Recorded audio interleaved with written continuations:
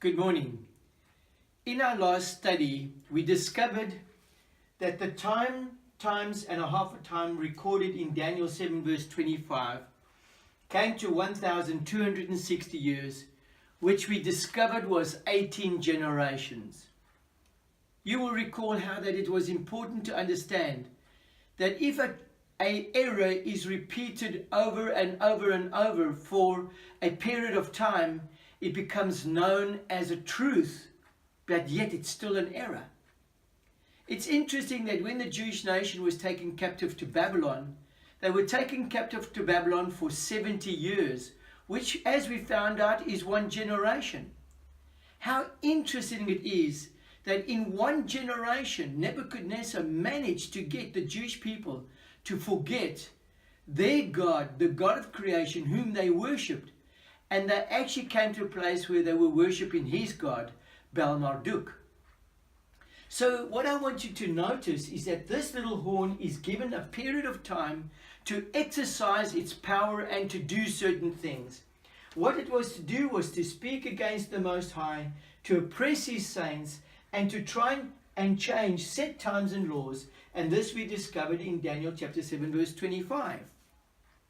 I want to read now out of Colossians chapter 1 from the writings of Paul.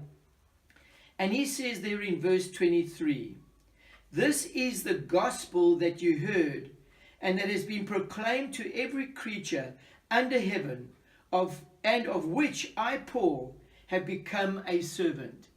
So Paul is saying right here that this gospel, the gospel of the plan of salvation, the gospel that Jesus, the Son of God, became human and lived amongst us and died for our sins, this gospel has been preached to the then known world, according to the writings of Paul.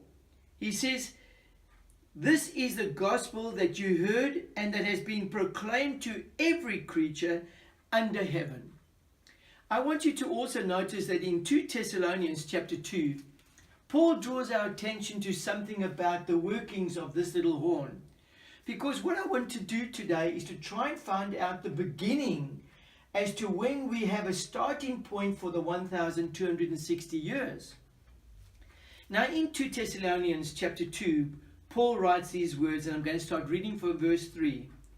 "Don't let anyone deceive you in any way, for that day will not come until the rebellion occurs and the man of lawlessness is revealed, the man doomed to destruction." So he says, don't let anyone deceive you about the coming of the Lord and about prophecies and things like it. He's saying these things that are going to happen in the future won't happen until the man of lawlessness and the man who causes rebellion is revealed. This man that is in the end doomed to destruction. He then says, "He opposes and exalts himself over everything that is called God or is worshipped, and even sets himself up in God's temple, proclaiming himself to be God." Here we see quite clearly that Paul is conscious of this fact, that this little horn was going to speak against the Most High, oppress his saints, try to change set times and laws, and that he will want to place himself in God's place. But then I want you to notice this, verse 5. "Don't you remember that when I was with you, I used to tell you these things? And now you know what is holding him back, so that he may be revealed at the proper time." You see, there was a proper time for us to find out who this little horn was. He'll be revealed at the proper time. "For the secret power of lawlessness is already at work, but the one who now holds it back will continue to do so till he is taken out of the way." So I want you to notice something that is very important, is that Paul was aware that this little horn was already active, that there was something happening. So if we are looking at a starting point, it has to be very close to the time period that Paul was writing his letters.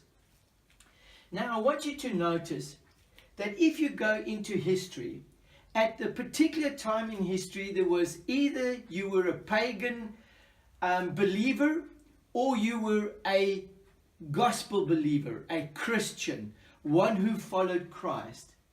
And these were basically the only two religions found. The religion of the Christians and the religion of the pagan world. And we find that Justinian, who was a Roman emperor, accepted the gospel message of Christ and became Christian. But he viewed himself in a very interesting way.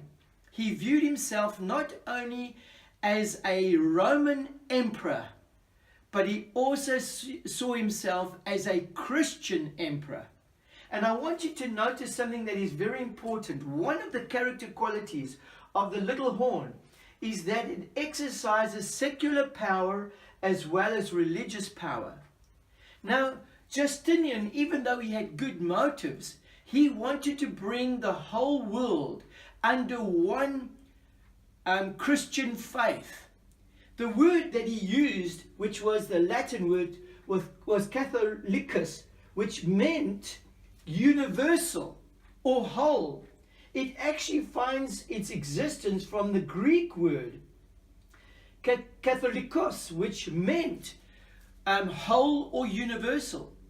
So what Justinian was trying to do, this Roman emperor, he wanted to bring all the religions and make them universal. So it'll either be Christian or pagan.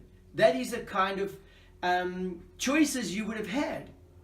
It's interesting how that Justinian uses his secular power to get people to become religious.